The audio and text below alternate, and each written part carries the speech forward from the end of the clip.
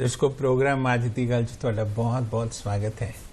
भारत दुनिया का सब तो वड्डा लोकतंत्र ही नहीं है बल्कि एक कल्याणकारी ते उदारवादी राज है जिहड़ा लोगों को सिर्फ राजनीतिक अधिकार ते स्वतंत्रता ही नहीं दिंदा बल्कि आर्थिक सुरक्षा ते समाजिक कल्याण लिए भी काम करता है।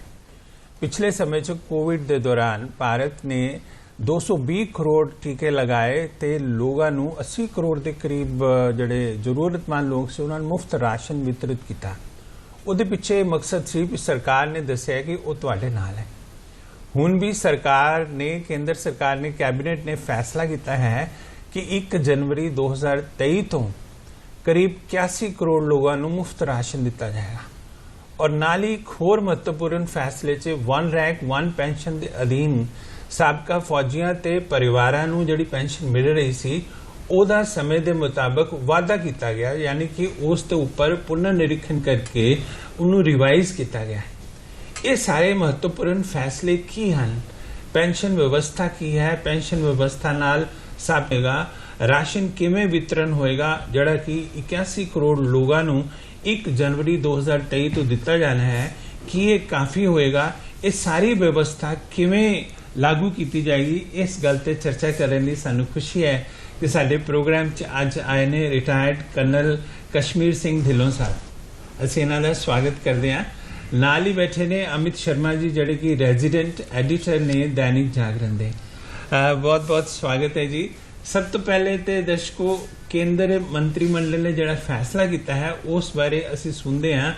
अनुराग ठाकुर जिहड़े कि मंत्री ने केंद्र च वो इस बारे की विचार रख रहे हैं।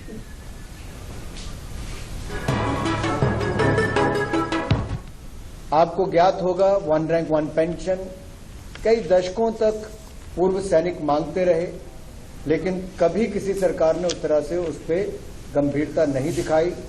लेकिन 2014 में मोदी जी की सरकार बनने के बाद वन रैंक वन पेंशन को लागू करने का निर्णय लिया गया और केंद्र सरकार ने इसको 7 नवंबर 2015 को डिफेंस फोर्सेस के कार्मिकों एवं फैमिली पेंशनर्स के लिए वन रैंक वन पेंशन की स्कीम को लागू करने के निर्देश जारी किए और इसे 1 जुलाई 2014 से प्रभावी ढंग से लागू किया गया।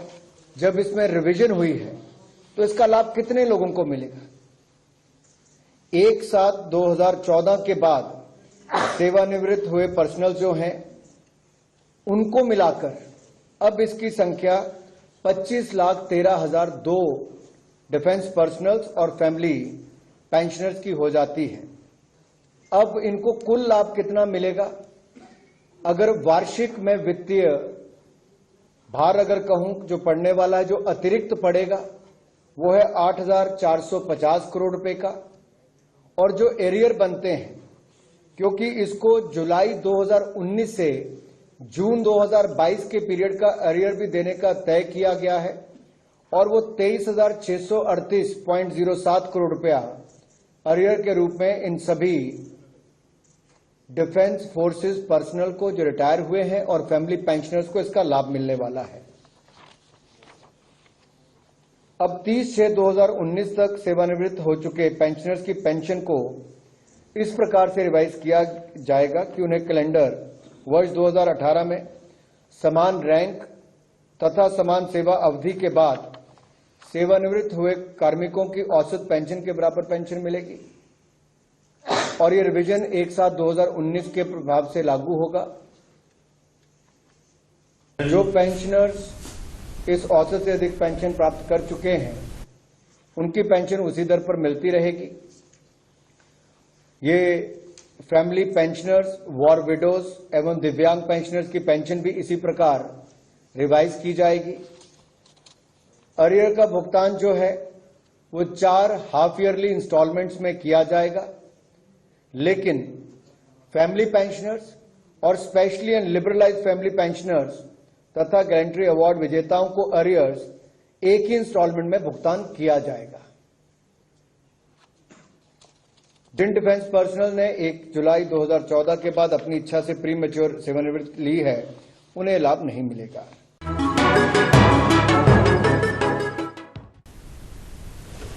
दर्शकों तुसीं सुन रहे सी मिनिस्टर साहब जी दे विचार जिहड़े कि उन्होंने दस्से कि वन रैंक वन पेंशन ਜਿਹੜੀ ਕਿ ਰਿਵਾਈਜ਼ ਕੀਤੀ ਹੈ ਉਸ ਨੂੰ ਕਿੰਨਾ ਕੁ ਫਾਇਦਾ ਹੋਏਗਾ। ਕਰਨਲ ਸਾਹਿਬ ਬੈਠੇ ਨੇ ਸਾਡੇ ਨਾਲ। ਕਰਨਲ ਸਾਹਿਬ, ਇਹ ਬੜੀ ਦੇਰ ਦੀ ਡਿਮਾਂਡ ਸੀ 1 ਰੈਂਕ 1 ਪੈਨਸ਼ਨ ਦੀ। ਤੁਸੀਂ ਥੋੜਾ ਜਿਹਾ ਬਰੀਫਲੀ ਦੱਸੋ ਵੀ ਵਿਵਸਥਾ ਕੀ ਹੈ, ਸਵਰੂਪ ਕੀ ਹੈ ਇਹ ਡਿਮਾਂਡ ਦਾ, ਔਰ ਇਹ ਜਿਹੜੀ ਲਾਗੂ ਕੀਤੀ ਗਈ ਹੈ ਜਿਸ ਤਰ੍ਹਾਂ ਕਿ ਮਿਨਿਸਟਰ ਸਾਹਿਬ ਦੱਸ ਰਹੇ ਸੀ, ਇਹਨਾਂ ਕਿੰਨਾ ਕੁ ਫਰਕ ਪਿਆ ਹੈ? ਸਭ ਤੋਂ ਪਹਿਲਾਂ ਤਾਂ ਮੈਂ ਦੱਸਣਾ ਚਾਹੁੰਦਾ ਕਿ 2014 ਤੋਂ ਪਹਿਲਾਂ ਜਦ 1 ਰੈਂਕ 1 ਪੈਨਸ਼ਨ ਲਾਗੂ ਨਹੀਂ ਸੀ, ਉਸ ਟਾਈਮ ਤੇ ਜਿਹੜੇ ਸੇਵਾ ਨਿਵਰਤ ਹੋ ਕੇ डिफेंस फोर्सिस तो पेंशनर, चाहे वो जवान सी, चाहे ऑफिसर सी, या वो फैमिली सी, उन्होंने पेंशन दे विच बहुत ज़्यादा फर्क सी, क्योंकि जिहड़े पुराने रिटायर होके आए सी उन्होंने बेसिक पे घट सी, इस करके उन्होंने पेंशन भी घट सी।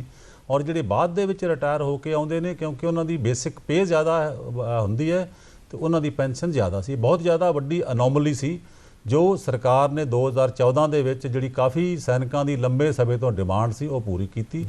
ਹੁਣ ਉਹਦੇ ਨਾਲ ਕੀ ਹੋਇਆ ਹੈ ਕਿ ਉਹ ਜਿਹੜਾ ਇੱਕ ਟਾਈਮ ਫਰੇਮ ਜਾਂ ਜਿਹੜਾ ਸਮਾਂ ਗਵਰਨਮੈਂਟ ਨੇ ਫਿਕਸ ਕੀਤਾ ਹੈ, ਉਸ ਟਾਈਮ ਦੇ ਵਿੱਚ ਉਸ ਟਾਈਮ ਤੱਕ ਜਿੰਨੇ ਪੁਰਾਣੇ ਰਿਟਾਇਰੀ ਨੇ ਉਹਨਾਂ ਨੂੰ ਫਿਰ ਦੁਬਾਰਾ ਲੈਵਲ ਕਰਕੇ ਉਸ ਜਗ੍ਹਾ 'ਤੇ ਲੈ ਆਂਦਾ ਜਾਂਦਾ ਹੈ। ਤੇ 2014 ਤੋਂ ਬਾਅਦ 2019 ਦੇ ਵਿੱਚ ਦੁਬਾਰਾ ਜਿਹੜੀ ਲਾਗੂ ਸੀ, ਇਹ ਰਿਵਿਊ ਹੋਣੀ ਸੀ 5 ਸਾਲ ਦੇ ਬਾਅਦ, ਤੇ ਜਿਹੜੀ ਹੁਣ ਗਵਰਨਮੈਂਟ ਨੇ ਨੋਟੀਫਿਕੇਸ਼ਨ ਜਾਰੀ ਕੀਤਾ ਹੈ। ਇਸ ਨੋਟੀਫਿਕੇਸ਼ਨ ਦੇ ਨਾਲ ਸਾਰੇ ਹੀ ਸਾਬਕਾ ਸੈਨਿਕ, ਸਾਰੇ ਹੀ ਉਹਨਾਂ ਦੇ ਜਿਹੜੇ ਪਰਿਵਾਰ ਨੇ ਉਹਨਾਂ ਦੇ ਵਿੱਚ ਬਹੁਤ खुशी है।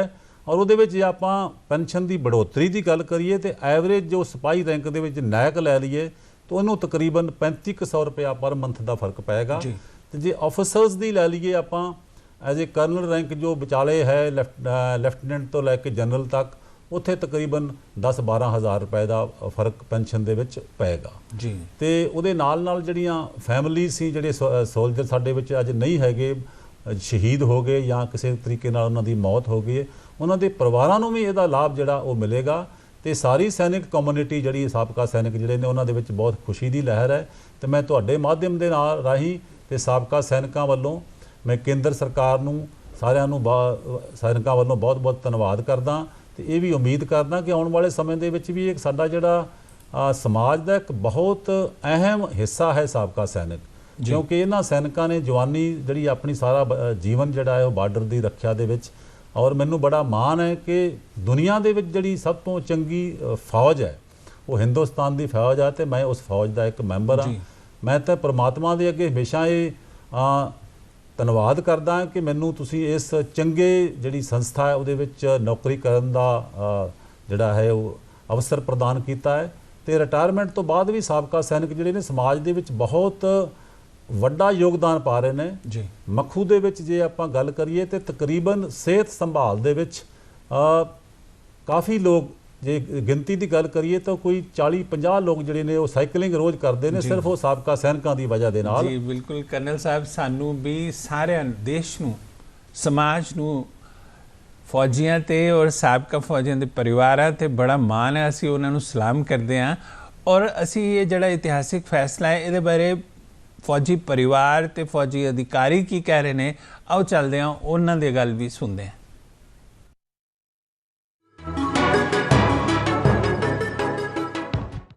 जिहड़ा फैसला लिया वो फौजियों के हक विच है। उहदे नाल सरकार ने खास करके 2016 तो जो असीं पेंशन लै रहे सी उहदी बढ़ोतरी, पहला बेस जिहड़ा सी 1 जुलाई 2019 और उहदे बाद 1 जुलाई 2021 नूं वधा के ਜਿਹੜੀ रैंक आदमी अज लै रहा पेंशन वही पेंशन उन्होंने दी जा रही है। खास करके जवानों वास्ते ये बढ़ोतरी जी है बहुत जरूरी है।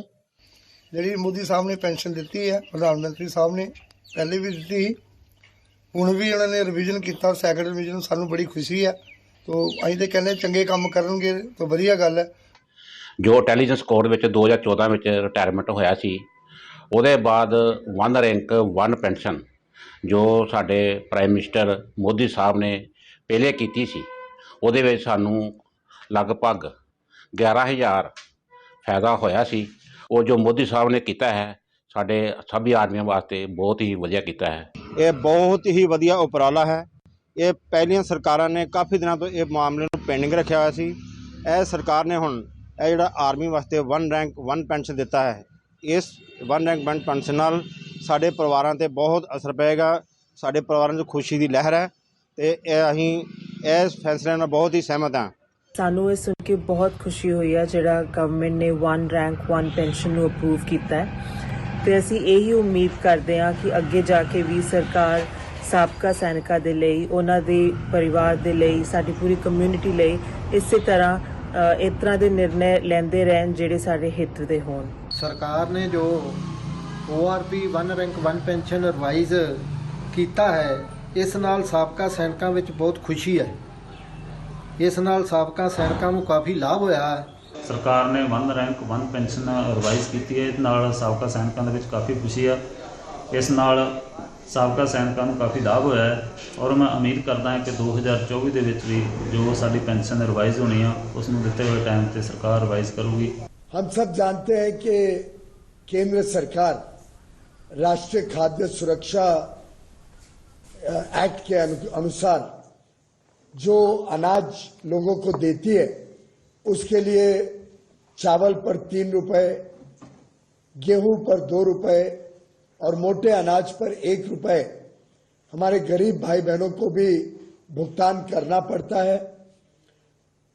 अब माननीय प्रधानमंत्री जी ने एक ऐतिहासिक फैसला ये लिया है कि नेशनल फूड सिक्योरिटी एक्ट के अंतर्गत जो गरीबों को अन्न सुरक्षा दी जाती है, खाद्य सुरक्षा दी जाती है, ये अब मुफ्त में, पूरी तरीके से मुफ्त में लोगों को उपलब्ध कराई जाएगी। देश भर में लगभग 81.35 करोड़ लोग जो खाद्य सुरक्षा के नियम के अनुसार अभी तक पैसे देके सब्सिडाइज फूड ग्रेन लेते थे, अब ये दोनों स्कीम्स को एक प्रकार से जोड़ दिया गया है। खाद्य सुरक्षा में ही मुफ्त में जो अन्नदाता योजना के तहत 35 किलो जिन परिवारों को मिलता है उनको 35 किलो मुफ्त में मिलेगा। बाकी लोगों को जो 5 किलो अनाज पहले सब्सिडाइज दरों पर मिलता था, 1 साल के लिए अब उनको मुफ्त में वो अनाज उपलब्ध कराया जाएगा। माननीय प्रधानमंत्री जी ने केंद्र सरकार के ऊपर जो फूड सब्सिडी या अलग अलग प्रकार से जो खर्च आता है उसको अब बढ़ाकर लगभग 2 लाख करोड़ रुपए कर दिया है। तो 2 लाख करोड़ रुपए अब केंद्र सरकार पूरा खर्चा अपने ऊपर लेगी खाद्य सुरक्षा नियम के अनुसार और लोगों को अब कुछ भी पैसा भुगतान नहीं करना पड़ेगा। फूड सिक्योरिटी के तहत जो अनाज उनको मिलता है वो आगे चल के 1 वर्ष की अवधि के लिए दिसंबर 2023 तक पूरी तरीके से मुफ्त लोगों को मिलेगा और इसका बोझ, इसका जो खर्च है वो केंद्र सरकार पर 100% आएगा। लगभग 2 लाख करोड़ का खर्च आएगा और हमारे गरीबों से कुछ भी पैसा लिया नहीं जाएगा। पूरा पैसा केंद्र सरकार अपने बजट से सुनिश्चित करेगी।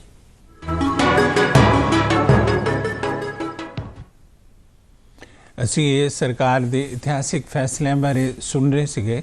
ਇੱਕ ਪਾਸੇ ਤੇ 1 ਰੈਂਕ 1 ਪੈਨਸ਼ਨ ਨੂੰ ਰਿਵਾਈਜ਼ ਕਰਕੇ ਫੌਜੀਆਂ ਤੇ ਸਾਬਕਾ ਫੌਜੀਆਂ ਦੇ ਪਰਿਵਾਰਾਂ ਨੂੰ ਬਹੁਤ ਜ਼ਿਆਦਾ ਫਾਇਦਾ ਪਹੁੰਚਿਆ। ਦੂਸਰਾ, ਕਰੀਬ 81 ਕਰੋੜ ਤੋਂ ਵੱਧ ਲੋਕਾਂ ਨੂੰ ਮੁਫਤ ਰਾਸ਼ਨ 1 ਜਨਵਰੀ 2023 ਤੋਂ ਮਿਲੇਗਾ। ਅਮਿਤ ਜੀ, ਇਹ ਜਿਹੜੇ ਕੇਂਦਰੀ ਕੈਬਨਿਟ ਦੇ ਫੈਸਲੇ ਨੇ, ਤੁਹਾਡੇ ਸਾਹਮਣੇ ਇਹਦੇ ਪਿੱਛੇ ਕੀ ਸੰਦੇਸ਼ ਦੇ ਰਹੀ ਹੈ ਸਰਕਾਰ ਲੋਕਾਂ ਨੂੰ? देखो जी, दोनों जोड़े फैसले हुए ने ये बहुत ही कल्याणकारी, बेसिकली एक शब्द मैं यूज़ कराना चाहे आप कहिए कि असी जी जिन्हों वैलफेयर स्टेट कहने हैं, गवर्नमेंट ऑफ इंडिया ने एक मैसेज देने की कोशिश की है कि कई बार रेवड़ियां की गल होंदी है, वो चीज़ां अलग होंदियां ने, लेकिन जोड़ा फूड जिन्हों असी कहने हैं रोटी है जी, बेसिकली रोटी देना वो एक बहुत रेवड़ियां च नहीं आता। बहुत असी गल्लां करते हैं कि जदों अपने देश की फूड सिक्योरिटी की गल होंदी सी, नैशनल फूड सिक्योरिटी एक्ट बने, उदों यही गल आती सी कि बहुत लोग ऐसे ने जिहड़े रोटी ना मिलन करके 2 टाइम का रोटी नहीं मिलती और जाना चल जांदियां सन। बहुत कई बार तुहानूं याद होएगा कई अखबारां कई मीडिया फोटो स्कैल्टन जिद्दां हुंदे ने उदां दीयां फोटो छपियां सन कि जिहड़े माल नरिश ने, बहुत बुरी हालत है, रोटी नहीं मिल पाती। हुण जिहड़ी ये योजना है सरकार ने एक मैसेज देने की कोशिश की और वो 1 रैंक 1 पेंशन जिहड़ा फौजियां वाला फैसला लिया, ਇਸ ਦੇ ਨਾਲ ਦੇਖੋ ਮੈਂ ਇਹ ਮੰਨਦਾ ਹਾਂ ਕਿ ਜਿਹੜੇ ਕੁਝ ਇੱਦਾਂ ਦੇ ਫੈਸਲੇ ਹੁੰਦੇ ਆ ਜਿਨ੍ਹਾਂ ਦੇ ਪੈਸੇ ਦੀ ਅਹਿਮੀਅਤ ਨਹੀਂ ਹੁੰਦੀ ਜੀ। ਇਹ ਫੌਜੀਆਂ ਵਾਲਾ ਜਿਹੜਾ ਜੁੜਿਆ ਫੈਸਲਾ ਮੰਨੇਗਾ, ਇਹ ਪੈਸਿਆਂ ਦਾ ਮਸਲਾ ਨਹੀਂ ਹੈ ਕਿ ਹਾਂਜੀ ਜੀ 10,000 ਵਧੇਗਾ ਜਾਂ 20,000 ਵਧੇਗਾ ਜਾਂ 35,000 ਵਧੇਗਾ। ਗੱਲ ਇਹ ਹੈ ਕਿ ਜਿਹੜੀ ਫੌਜੀ ਜਿਹੜੀ ਇੱਕ ਕਮਿਊਨਿਟੀ ਹੈ, ਜਿਹੜੀ ਆਰਮਡ ਫੋਰਸਿਸ ਨੇ, ਉਹ ਸਾਡਾ ਇੱਕ ਦੇਸ਼ ਦਾ ਉਹ ਅੰਗ ਹੈ ਜਿਹੜੀ ਗੱਲ ਕਿ ਆਪਾਂ ਕਹਿੰਦੇ ਹਾਂ ਕਿ ਜਦੋਂ ਇੱਕ ਐਸੀ ਸਰਵਿਸਿਜ਼ ਹੈ ਜਦੋਂ ਤੁਸੀਂ ਘਰੋਂ ਨਿਕਲਦੇ ਹੋ ਤਾਂ ਪਤਾ ਨਹੀਂ ਵਾਪਸ ਕਿੱਦਾਂ ਆਉਣਾ ਹੈ ਕਿੱਦਾਂ ਨਹੀਂ ਆਉਣਾ ਹੈ। ਤਾਂ ਜਿਹੜਾ ਪਰਿਵਾਰ ਦਾ ਮੁਖੀਆ, ਸਰਕਾਰ ਦਾ ਮੁਖੀਆ ਹੈ, ਉਹ ਕਿਤੇ ਨਾ ਕਿਤੇ ਇਹ ਸੰਦੇਸ਼ ਦੇਣਾ ਚਾਹੁੰਦਾ ਹੈ ਇਸ ਮੈਸੇਜ ਨਾਲ ਕਿ ਅਸੀਂ ਤੁਹਾਡੀ ਕੇਅਰ ਕਰਦੇ ਹਾਂ, ਵੀ ਕੇਅਰ ਫॉर ਯੂ। ਔਰ ਇਹ ਦੋ ਜਿਹੜੇ ਕਲਿਆਣਕਾਰੀ, ਇਹ ਬੇਸਿਕਲੀ ਵੈਲਫੇਅਰ ਸਟੇਟ ਦਾ ਇੱਕ ਬਹੁਤ ਕਲੀਨ ਮੈਸੇਜ ਹੈ। ਜੀ ਜੀ। ਦਰਅਸਲ ਜੇ ਫੌਜੀ ਸਰਹੱਦ ਤੇ ਜਾਗਦਾ ਹੈ, ਪਹਿਰਾ ਦਿੰਦਾ ਹੈ, ਤੇ ਅਸੀਂ ਆਪਣੇ ਘਰਾਂ 'ਚ ਸੁੱਖ ਦੀ ਨੀਂਦ ਸੌਂਦੇ ਹਾਂ, ਇਹ ਬਹੁਤ ਵੱਡੀ ਗੱਲ ਹੈ। ਔਰ ਫੌਜੀ ਜਿਹੜਾ ਹੈ ਉਸ ਦੀ ਕੁਰਬਾਨੀ ਜਾਂ ਉਸ ਦੀ ਡਿਊਟੀ ਨੂੰ ਪੈਸਿਆਂ ਦੇ ਤੌਰ ਤੇ ਮਾਪਿਆ ਵੀ ਨਹੀਂ ਜਾ ਸਕਦਾ, ਕਿਸੇ ਤਨਖਾਹ ਦੇ ਤੌਰ ਤੇ ਜਾਂ ਪੈਨਸ਼ਨ ਦੇ ਤੌਰ ਤੇ। ਕਰਨਲ ਸਾਹਿਬ, ਇਹ ਸਾਰੀ ਜਿਹੜੀ ਵਿਵਸਥਾ ਹੈ ਜਿਹੜੀ ਹੁਣ ਹੋਈ ਹੈ, ਤੁਹਾਡੇ ਖਿਆਲ ਨਾਲ ਇਸ ਤੋਂ ਇਲਾਵਾ ਤੁਸੀਂ ਸਮਾਜ ਤੇ ਸਰਕਾਰ ਤੋਂ ਕੀ ਉਮੀਦ ਕਰਦੇ ਹੋ? ਸਭ ਤੋਂ ਪਹਿਲਾਂ ਤਾਂ ਜੀ ਜਿਸ ਤਰ੍ਹਾਂ ਅਮਿਤ ਜੀ ਨੇ ਵੀ ਕਿਹਾ ਹੈ, ਤੁਸੀਂ ਵੀ ਆਪਣੇ ਇੰਟਰੋਡਕਸ਼ਨ ਦੇ ਵਿੱਚ ਮੈਂਸ਼ਨ ਕੀਤਾ ਹੈ ਕਿ ਇਹ ਤੋਂ ਇੱਕ ਪਹਿਲਾ ਮੈਸੇਜ ਤਾਂ ਇਹ ਜਾਂਦਾ ਹੈ ਕਿ ਸਰਕਾਰ ਜਿਹੜੀ ਹੈ ਫੌਜੀਆਂ ਦੇ ਹਿੱਤਾਂ ਦੇ ਵਾਸਤੇ ਹਮੇਸ਼ਾ ਤਿਆਰ ਬਰ ਤਿਆਰ ਹੈ। ਔਰ ਸਭ ਤੋਂ ਪ੍ਰਾਇੋਰਟੀ ਟਾਸਕ ਜਿਹੜਾ ਉਹ ਸਰਕਾਰ ਦਾ ਆਰਮਡ ਫੋਰਸਿਸ ਦੇ ਪਰਸਨਲ ਦੀ ਵੈਲਫੇਅਰ ਹੈ। ਜੀ ਬਿਲਕੁਲ। ਦੂਸਰਾ ਉਹਦੇ ਨਾਲ ਆਰਮਡ ਫੋਰਸਿਸ ਦੇ ਪਰਸਨਲ ਜਿਹੜੇ ਨੇ, ਜਿਹੜੇ ਰਿਟਾਇਰਡ ਜਵਾਨ ਨੇ, ਆਫਿਸਰਸ ਨੇ, ਉਹ ਵੀ ਹਰ ਜਗ੍ਹਾ ਤੇ ਜਿੱਥੇ ਵੀ ਜ਼ਰੂਰਤ ਪੈਂਦੀ ਸਮਾਜ ਦੇ ਵਿੱਚ ਤੇ ਉੱਥੇ ਆਪਣਾ ਲੋੜੀਂਦਾ ਜਿਹੜੀ ਡਿਊਟੀ ਹੈ ਜਾਂ ਆਪਣਾ ਫਰਜ਼ ਹੈ ਉਹ ਨਿਭਾ ਰਹੇ ਨੇ। ਮੈਂ ਇਹੋ ਹੀ ਬੇਨਤੀ ਕਰੂੰਗਾ ਤੁਹਾਡੇ ਮਾਧਿਅਮ ਰਾਹੀਂ ਕਿ ਅਲੱਗ-ਅਲੱਗ ਜਿਹੜੀਆਂ ਸਮਾਜ ਸੇਵੀ ਸੰਸਥਾਵਾਂ ਨੇ ਜਾਂ ਗਵਰਨਮੈਂਟ ਦੇ ਫੰਕਸ਼ਨਰੀ ਨੇ, ਆਫੀਸ਼ੀਅਲਸ ਨੇ, ਉਹਨਾਂ ਨੂੰ ਚਾਹੀਦਾ ਹੈ ਕਿ ਆਪਣੇ ਆਪਣੇ ਏਰੀਏ ਦੇ ਵਿੱਚ ਆਇਡੈਂਟੀਫਾਈ ਕਰਨ ਕਿਹੜੇ ਸਾਬਕਾ ਸੈਨਿਕ ਨੇ ਤੇ ਉਹਨਾਂ ਦੀਆਂ ਸੇਵਾਵਾਂ ਜਿਹੜੀਆਂ ਨੇ ਉਹ ਸਮਾਜ ਦੇ ਹਰ ਵਰਗ ਨੂੰ ਦੇਣ ਵਾਸਤੇ ਉਹਨਾਂ ਨੂੰ ਆਪਣੇ ਨਾਲ ਜੋੜਨ। ਮੈਂ ਤੁਹਾਨੂੰ ਇੱਕ ਛੋਟੀ ਜਿਹੀ ਐਗਜ਼ਾਮਪਲ ਦੇਣਾ। ਸਾਡੇ ਇੱਥੇ ਜ਼ੀਰਾ ਦੇ ਵਿੱਚ ਸਾਬਕਾ ਸੈਨਿਕਾਂ ਨੇ ਆਪਣੇ ਹੀ ਉਪਰਾਲੇ ਦੇ ਨਾਲ ਇੱਕ ਟ੍ਰੇਨਿੰਗ ਸੈਂਟਰ ਖੋਲ੍ਹਿਆ ਹੋਇਆ ਜਿੱਥੇ ਰੋਜ਼ ਸਵੇਰੇ ਔਰ ਸ਼ਾਮ ਨੂੰ ਬੱਚਿਆਂ ਨੂੰ ਉੱਥੇ ਟ੍ਰੇਨਿੰਗ ਦਿੱਤੀ ਜਾਂਦੀ ਹੈ, ਫਿਜ਼ੀਕਲ ਟ੍ਰੇਨਿੰਗ ਕਿ ਫੌਜ ਦੇ ਵਿੱਚ, ਪੈਰਾਮਿਲਟਰੀ ਫੋਰਸਿਸ ਦੇ ਵਿੱਚ ਕਿਸ ਤਰ੍ਹਾਂ ਭਰਤੀ ਹੋਣਾ ਹੈ, ਉਹਦੇ ਵਾਸਤੇ ਫਿਜ਼ੀਕਲ ਟ੍ਰੇਨਿੰਗ। ਜਿਹੜੇ ਉਹਦੇ ਵਿੱਚ ਬਹੁਤ ਸਾਰੇ ਬੱਚੇ ਆਉਂਦੇ ਨੇ ਤੇ ਉਹ ਬੜਾ ਅੱਛਾ ਉੱਥੇ ਸੈਨਿਕਾਂ ਵੱਲੋਂ ਯੋਗਦਾਨ ਪਾਇਆ ਜਾ ਰਿਹਾ ਤੇ ਇਹੋ ਜਿਹੇ ਯੋਗਦਾਨ ਆਪਾਂ ਹਰ ਖੇਤਰ ਦੇ ਵਿੱਚ ਸੈਨਿਕਾਂ ਤੋਂ ਲੈ ਸਕਦੇ। ਬਿਲਕੁਲ। ਸੈਨਿਕ ਜਿਹੜਾ ਹੈ ਉਹ ਇੱਕ ਤਰ੍ਹਾਂ ਨਾਲ ਦੇਸ਼ ਭਗਤੀ ਦੀ ਭਾਵਨਾ ਭਰਦਾ ਹੈ, ਇੱਕ ਸਮਾਜ ਦੇ ਵੈਲਿਊ ਸਿਸਟਮ ਨੂੰ ਸੰਚਾਲਿਤ ਕਰਦਾ ਹੈ। ਇਹ ਆਪਣੇ ਆਪ 'ਚ ਬਹੁਤ ਵੱਡੀ ਗੱਲ ਹੈ। ਅਸੀਂ ਜਿੰਨੀ ਵੀ ਸੈਲੂਟ ਕਰੀਏ ਆਪਣੀ ਫੌਜ ਨੂੰ ਤੇ ਫੌਜੀਆਂ ਨੂੰ, ਉਹ ਘੱਟ ਹੈ। ਅਮਿਤ ਜੀ, ਜਿੱਥੋਂ ਤੱਕ ਰਾਸ਼ਨ ਦੇ ਵਿਤਰਨ ਦਾ ਸਵਾਲ ਹੈ, ਕਈ ਵਾਰੀ ਇਹ ਵਿਚਾਰ ਜ਼ਰੂਰ ਆਉਂਦਾ ਹੈ ਜਿਸ ਤਰ੍ਹਾਂ ਕਿ 81 ਕਰੋੜ ਲੋਕਾਂ ਨੂੰ 1 ਜਨਵਰੀ ਤੋਂ ਮੁਫਤ ਰਾਸ਼ਨ ਮਿਲੇਗਾ, ਪਹਿਲੇ ਵੀ ਮਿਲਦਾ ਰਿਹਾ ਕੋਵਿਡ ਦੇ ਦੌਰਾਨ, ਵੀ ਉਹਦੀ ਜਿਹੜੀ ਡਿਸਟ੍ਰੀਬਿਊਸ਼ਨ ਹੈ, ਕੀ ਇਹ ਰਾਸ਼ਨ ਉਹਨਾਂ ਲੋਕਾਂ ਤੱਕ ਪਹੁੰਚਦਾ ਹੈ ਜਿਨ੍ਹਾਂ ਨੂੰ ਸੱਚਮੁੱਚ ਹੀ ਜ਼ਰੂਰਤ ਹੁੰਦੀ ਹੈ ਜਾਂ ਰਸਤੇ 'ਚ ਕਿਤੇ ਉਹਦੀ ਵਿਵਸਥਾ ਵਿਗੜ ਜਾਂਦੀ ਹੈ? ਦੇਖੋ, ਕੋਈ ਵੀ ਜਿਹੜੀ ਸਕੀਮਾਂ ਹੁੰਦੀਆਂ ਨੇ, ਇੱਕ ਕਿਉਂਕਿ ਫਿਰ ਗੱਲ ਆ ਜਾਂਦੀ ਹੈ ਕਿ ਸਾਡਾ ਦੇਸ਼ ਡੈਮੋਕ੍ਰੈਟਿਕ ਦੇਸ਼ ਹੈ। ਮੈਂ ਮੰਨਦਾ ਹਾਂ ਕਿ ਜਿਹੜੀ ਅਨੋਮਲੀਜ਼ ਆਉਂਦੀਆਂ ਹੈ, ਠੀਕ ਹੈ, ਥੋੜ੍ਹੀਆਂ ਬਹੁਤੀਆਂ ਆਉਂਦੀਆਂ ਨੇ, ਦਿੱਕਤਾਂ ਵੀ ਆਉਂਦੀਆਂ ਨੇ, ਵਿੱਚ ਲੋਕ ਉਹ ਵੀ ਹੁੰਦੇ ਨੇ, ਪਰ ਜਦੋਂ ਉੱਪਰੋਂ ਨੀਅਤ ਸਾਫ਼ ਹੋਵੇ ਤਾਂ ਕਿਤੇ ਨਾ ਕਿਤੇ ਥੱਲੇ ਸੰਦੇਸ਼ ਜ਼ਰੂਰ ਜਾਂਦਾ ਹੈ। ਕਦੇ ਵੀ ਤੁਸੀਂ ਜ਼ੀਰੋ ਪਲਫਰੇਜ ਨਹੀਂ ਕਰ ਸਕਦੇ, ਬਿਲਕੁਲ ਵੀ ਉਹ ਸਾਫ਼ ਨਹੀਂ ਹੋ ਸਕਦਾ, ਬਿਲਕੁਲ ਸਕੀਮ ਹੋਣੀ। ਲੇਕਿਨ ਜਿਹੜਾ ਜੇ ਆਪਾਂ ਕੋਵਿਡ ਦੇ ਦੌਰਾਨ ਹੀ ਦੇਖ ਲਈਏ ਤਾਂ ਬਹੁਤ ਲੋਕ ਐਸੇ, ਜੇ ਹੁਣ 81 ਕਰੋੜ ਦੀ ਗੱਲ ਹੁੰਦੀ ਹੈ, ਮੈਨੂੰ ਨਹੀਂ ਲੱਗਦਾ ਕਿ 2 ਜਾਂ 5 ਜਾਂ 10% ਨੂੰ ਛੱਡ ਕੇ ਉਸ ਦੇ ਵਿੱਚ ਬਹੁਤ ਕੋਈ ਮੇਜਰ ਹੋਈਆਂ ਹੋਣ, ਗੜਬੜ ਹੋਈ ਹੋਵੇ। ਸੋ ਠੀਕ ਹੈ, ਸਕੀਮਾਂ ਆਉਂਦੀਆਂ ਨੇ, ਲੇਕਿਨ ਸਕੀਮਾਂ ਨੂੰ ਇੰਪਲੀਮੈਂਟ ਕਰਨਾ ਥੱਲੇ ਅਥਾਰਟੀਜ਼ ਬੈਠੀਆਂ ਨੇ, ਬਹੁਤ ਬੜਾ ਤੰਤਰ ਹੈ। ਜੇ ਉਸ ਨੂੰ ਪੂਰਾ ਉੱਪਰੋਂ ਮੈਸੇਜ ਸਾਫ਼ ਹੋਵੇ ਤਾਂ ਥੱਲੇ ਗੜਬੜ ਹੋਣ ਦੇ ਚਾਂਸ ਬਹੁਤ ਘੱਟ ਹੁੰਦੇ ਆ। ਗੱਲ ਨੀਅਤ ਦੀ ਔਰ ਸੇਵਾ ਦੀ ਹੈ। ਮੈਂ ਤੇ ਕਹਿੰਦਾ ਪੰਜਾਬ 'ਚ ਕੋਈ ਵੀ ਵਿਅਕਤੀ ਜਿਹੜਾ ਹੈ ਉਹ ਭੁੱਖਾ ਨਹੀਂ ਸੋ ਸਕਦਾ। ਜੇ ਕਿਸੇ ਨੂੰ ਕਿਸੇ ਚੀਜ਼ ਦੀ ਲੋੜ ਹੈ ਤਾਂ ਗੁਰਦੁਆਰੇ ਪਧਾਰੇ ਤੇ ਉੱਥੇ 24 ਘੰਟੇ ਅਖੁੱਟ ਲੰਗਰ ਜਿਹੜਾ ਹੈ ਉਹ ਚੱਲਦਾ ਰਹਿੰਦਾ ਹੈ। ਇਹ ਸਾਡੀ ਸੰਸਕ੍ਰਿਤੀ ਹੈ, ਸਾਡਾ ਸਮਾਜ ਹੈ। ਔਰ ਸਮਾਜ ਇਸ ਬਾਰੇ ਕੀ ਕਹਿੰਦਾ ਹੈ, ਉਹ ਅਸੀਂ ਚੱਲਦੇ ਹਾਂ ਸਮਾਜ ਦੇ ਕੁਝ ਲੋਕਾਂ ਕੋਲ ਜਿਨ੍ਹਾਂ ਨੇ ਕਿ ਰਾਸ਼ਨ ਵਿਤਰਨ ਵਿਵਸਥਾ ਬਾਰੇ ਆਪਣੇ ਆਪਣੇ ਵਿਚਾਰ ਰੱਖੇ ਹੈ।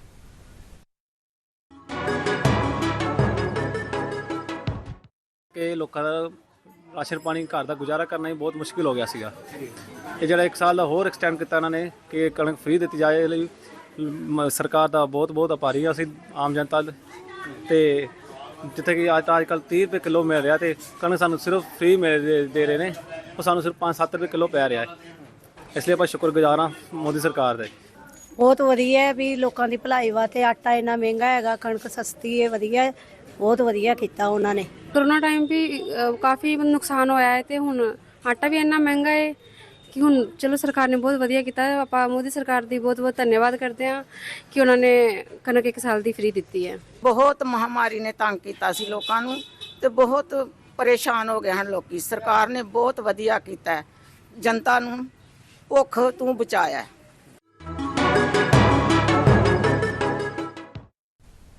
ਫੂਡ ਸਿਕਿਉਰਿਟੀ ਐਕਟ ਦੇ ਅਧੀਨ ਜਿਹੜਾ ਇਹ ਸਰਕਾਰ ਦਾ ਇਤਿਹਾਸਿਕ ਫੈਸਲਾ ਹੈ, ਆਮ ਤੌਰ ਤੇ ਲੋਕਾਂ ਨੇ ਇਸ ਦਾ ਸਵਾਗਤ ਕੀਤਾ ਹੈ। ਜਿੱਥੋਂ ਤੱਕ ਪੈਨਸ਼ਨ ਦਾ ਸਵਾਲ ਹੈ, ਫੌਜੀ ਅਧਿਕਾਰੀਆਂ ਤੇ ਉਹਨਾਂ ਦੇ ਪਰਿਵਾਰਾਂ ਜਾਂ ਸਿਪਾਹੀਆਂ ਦੇ, ਕਰਨਲ ਸਾਹਿਬ ਹੋਰ ਤੁਹਾਡੀ ਇੰਨੀ ਤਜਰਬਾ ਹੈ ਇਸ ਫੌਜ ਦੇ ਵਿੱਚ, ਸੇਵਾ ਦਿੱਤੀ ਹੈ ਦੇਸ਼ ਨੂੰ, ਤੁਸੀਂ ਲੋਕਾਂ ਵਿੱਚ ਵਿਚਰੇ ਵੀ ਹੋ ਆਪਣੇ ਬੈਚਮੇਟਸ ਦੇ ਨਾਲ, ਹੋਰ ਤੁਸੀਂ ਕਿਉਂ ਉਮੀਦ ਕਰਦੇ ਹੋ ਸਰਕਾਰ ਤੋਂ? ਕਿਹੜੇ ਕਿਹੜੇ ਪੱਖ ਨੇ ਜਿਨ੍ਹਾਂ ਬਾਰੇ ਸਰਕਾਰ ਨੂੰ ਧਿਆਨ ਦੇਣਾ ਚਾਹੀਦਾ?